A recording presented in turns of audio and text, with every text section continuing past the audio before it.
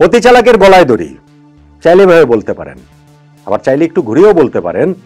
অন্যের জন্য গর্ত খুললে কখনো কখনো সেই গর্তে নিজেকেও পড়তে হয়। বাংলাদেশ জাতীয় ক্রিকেট দলের অবস্থাটা এখন হয়েছে সেই রকমই।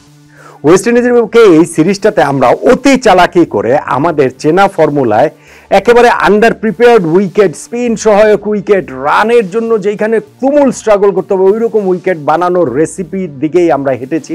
আমাদের সবার সম্মিলিত চাওয়ার ভিত্তিতেই হেঁটেছি। এইখানটাতে আমাদের ন্যাশনাল ক্রিকেট টিম, আমাদের ক্রিকেটাররা, আমাদের ক্যাপ্টেন, আমাদের কোচ, আমাদের ক্রিকেট বোর্ড, আমাদের কিউরেটর, কাউকে এর বাইরে রাখার কোনো সুযোগ নাই। হঠাৎ করে মিরপুর স্টেডিয়ামের উইকেটটা এরকম হয়ে যায়নি। আমরা এরকম উইকেটেই খেলতে চেয়েছি এবং প্রথম ম্যাচে যখন আমরা বিশাল ব্যবধানে জিতে গেলাম ভাবলাম যে না, এই শর্টকাটে সাকসেস পাওয়ার যে ফর্মুলা, সেই ফর্মুলাটা এইখানটাতে আবারও আমরা অ্যাপ্লাই করে ফেললাম। কিন্তু দ্বিতীয় ম্যাচে ওয়েস্ট ইন্ডিজ কামব্যাক করলো প্রবলভাবে, আমাদেরকেই আমাদের অস্ত্রে তারা ঘায়েল করলো, আমাদের অতি চালাকিতে গলায় দড়িটা তারা দিয়ে দিল এবং আমাদের খোরা করতে আমাদেরকে ফেলে তারা সুপার ওভারে ম্যাচটা জিতে নিল। যার ফলে 2027 বিশ্বকাপটা যে আমাদের দূরের লক্ষ্য রয়েছে সেইটা আরো একটু দূরে চলে যাচ্ছে কিনা ওই আশঙ্কাটা ক্রমশ বড় থেকে আরো বড় হচ্ছে। দেখুন, ওয়েস্ট ইন্ডিজের সঙ্গে এই সিরিজটা বাংলাদেশের শুরু হয়েছিল একটা চরম উত্তপ্ত পরিস্থিতিতে। কেননা আফগানিস্তানের সঙ্গে লাস্ট ওয়ানডে সিরিজটা আমরা 300 ব্যবধানে হেরেছি। ওই নিয়ে আমরা টানা 4টা সিরিজ হারলাম। আমরা সর্বশেষ 12টা ওয়ানডের মধ্যে 11টা হেরেছি। ফলে 2027 বিশ্বকাপ আদৌ আমরা সরাসরি কোয়ালিফাই করতে পারবো কিনা ওইটা একটা বিরাট বড় প্রশ্নের মুখে পড়ে। সমর্থকরা খেপে ওঠে প্রবলভাবে। বিমানবন্দরে ক্রিকেটারদের কিভাবে হেনস্থা করা হয়েছে সেটা আমরা দেখেছি। ফলে ক্রিকেট বোর্ড, ক্রিকেটার, আমাদের ক্রিকেট টিম, আমাদের কোচ, ক্যাপ্টেন কেউ আসলে এখানে কোনো ঝুঁকি নিতে চাননি। তারা সেই মুখে বড় বড় ডায়লগ যতই বলুন না কেন, আমরা স্পোর্টিং উইকেটে খেলবো, আমরা দীর্ঘমেয়াদী সাকসেসের জন্য খেলবো, তাতে যদি আমাদের স্বল্পমেয়াদী ক্ষতিও হয় সেটা আমরা মেনে নিতে রাজি রয়েছে। এই 2 মাস আগে আমাদের নাজমুল ফাহিম ভাই, ক্রিকেট বোর্ডের ডিরেক্টর, ক্রিকঅপসের চেয়ারম্যান, তিনি সেটা বলেছিলেন পাকিস্তানের বুকে সিরিজ জয়ের পরেও টি-20-তে। কিন্তু এইবার আমরা সেই চেনা ফর্মুলায় হাঁটলাম এবং প্রথম ম্যাচটা আমরা জিতে গেছিলাম। কিন্তু দ্বিতীয় ম্যাচে ওয়েস্ট ইন্ডিজ জিতলো না, শুধু সুপার ওভারে গিয়ে যেভাবে জিতলো তাতে করে এই সিরিজটাই কি বাংলাদেশ আদৌ জিততে পারবে কিনা, লাস্ট ম্যাচটা আমরা জিততে পারবো কিনা, সেইটাও কিন্তু এখন ভীষণ রকম সংশয়ের মধ্যে পড়ে গিয়েছে।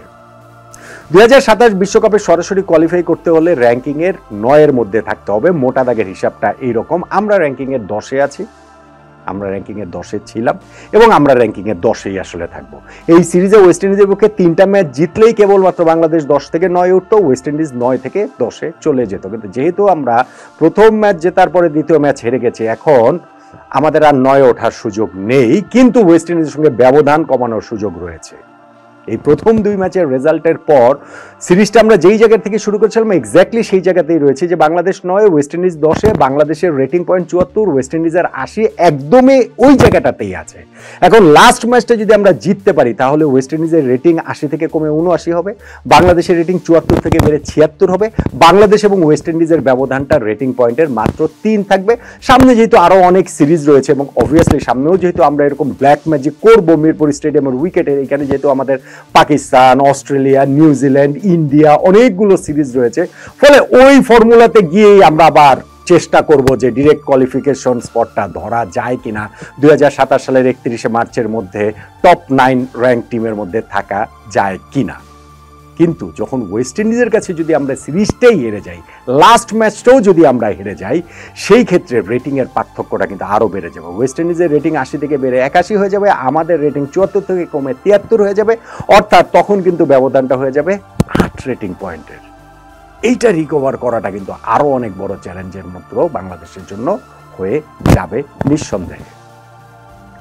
বাংলাদেশ এই ম্যাচটা যে হারলো সেই জায়গাটাতে এক্সকিউজ দেওয়ার কোনো সুযোগই আসলে নাই। আমরা অনেকগুলো জায়গায় অনেকগুলো ম্যাসিভ ব্লান্ডার করেছি এবং সেই জায়গাটা থেকে ধরেন সুপার ওভারে রিশাদ হোসেনকে যে আমরা নামাইনি ব্যাটিংয়ে, যিনি এই দ্বিতীয় ওয়ানডে ম্যাচটাতেও 14 বলে 39 রানের একটা ইনিংস খেলেছেন, 278 স্ট্রাইক রেটে ব্যাটিং করেছেন, তাকে আমরা ব্যাটিংয়ে না নামিয়ে সুপার ওভারে আমরা যেই 3 ব্যাটসম্যান নামিয়েছি, সৌম্য সরকার, সাইফ হাসান, নাজমুল হোসেন শান্ত, তারা এই ম্যাচে তাদের ব্যাটিংয়ের স্ট্রাইক রেট ছিল একজনের 37, সাইফের, একজনের 50, সৌম্যর, এবং একজনের 71, শান্তর।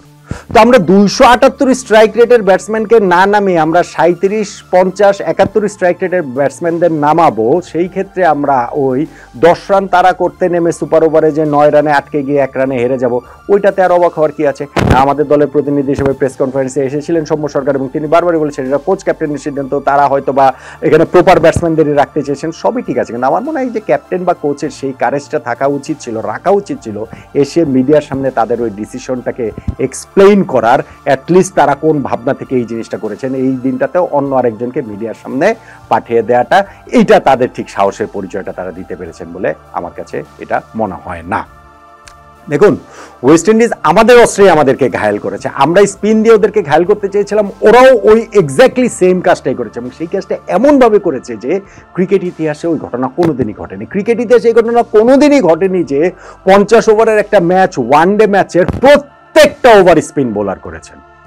এই 50 ওভারই ওয়েস্ট ইন্ডিজ তাদের স্পিনার দিয়ে বাংলাদেশের বিপক্ষে বোলিং করেছে, বাংলাদেশ এখানে 213 রান করেছে। ওয়েস্ট ইন্ডিজের ক্রিকেট তো আসলে ফাস্ট বোলারদের সাথেই অনেক বেশি সংযুক্ত, সেইটা গত শতাব্দীর সেই 50s 60s থেকে যদি আপনি শুরু করেন, সেই ওয়েসল, চার্লি গ্রিফিথ থেকে শুরু করে 70s থেকে তারা যে ওয়ার্ল্ড ক্রিকেট ডোমিনেট করা শুরু করলো, তাদের সেই পেস ব্যাটারি ফাস্ট বোলারদের 4 জন ফাস্ট বোলার নিয়ে খেলার যে জায়গাটা তৈরি তারা করলো, শুরু তারা করলো, Andy Roberts, Joel Garner, Michael holding, Colin Croft, তারপরে এইখানটাতে ম্যালকম মার্শাল যোগ হলেন, তার পরবর্তী সময় 80s গিয়ে সেখানটাতে Curtly Ambrose, Courtney Walsh, Patrick Patterson, Ian Bishop, Kenny Benjamin, Winston Benjamin, কত কত ফাস্ট বোলার ওয়েস্ট ইন্ডিজের এই জায়গাটাতে এসেছে।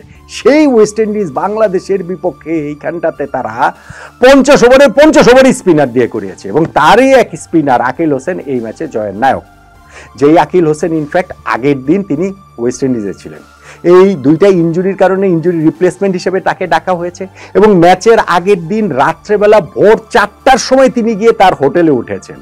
তার জাস্ট 6-7 ঘন্টা পরে টিমের সঙ্গে এসে তিনি স্টেডিয়ামে চলে এসেছেন এবং ওইখানটাতে ম্যাচের পরে গিয়ে ওই 50 ওভার্সের পর গিয়ে সুপার ওভারে যখন তার ওই 10 রান ডিফেন্ড করতে হবে, প্রথম কোনো বৈধ ডেলিভারি করার আগেই তিনি 4 রান দিয়ে দিয়েছেন। একটা হোয়াইট বল করলেন, পরে একটা নো বল করলেন, সেইখান থেকে 2 রান হলো, মানে আমাদের ইকুয়েশন যেটা ছিল 6 বলে 11 রান, সেই ইকুয়েশন হয়ে গেল 6 বলে 7 রান।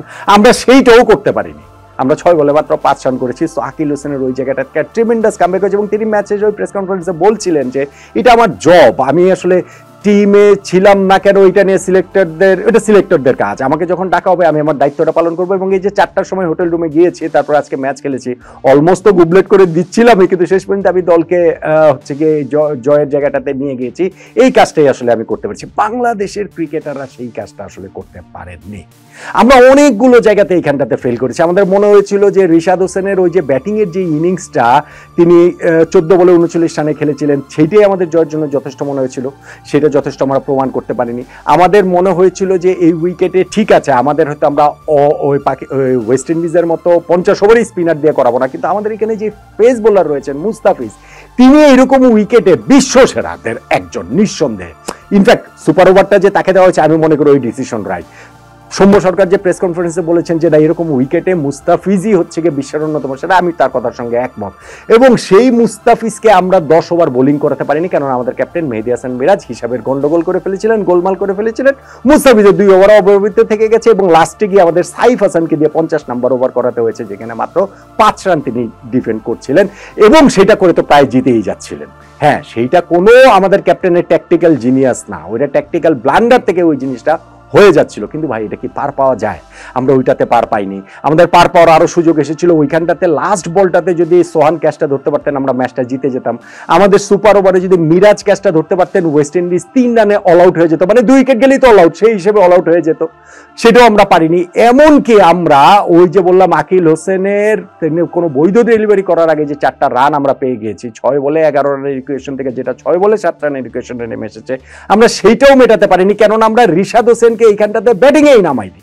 আমরা 278 স্ট্রাইক রেটে যে ব্যাটিং করেছেন তাকে ব্যাটিংয়ে না নামিয়ে 37 স্ট্রাইক রেটের সাইফ হাসান, 50 স্ট্রাইক রেটের সৌম্য সরকার, 71 স্ট্রাইক রেটের নাজমুল হোসেন শান্তকে আমরা ব্যাটিংয়ে নামিয়েছি। আকিল পর্যন্ত তিনি বলছেন যে আমরা সবাই মিলে আমরা সারপ্রাইজ ছিলাম যে কি বলে রিশাদকে যখন ব্যাটিংয়ে আমরা দেখলাম না, যে বাংলাদেশ রিশাদকে ব্যাটিংয়ে নামায়নি। তো ওয়েস্ট ইন্ডিজও জানতো রিশাদকে বাংলাদেশ নামাবে, কিন্তু বাংলাদেশ আসলে সেটা করেনি।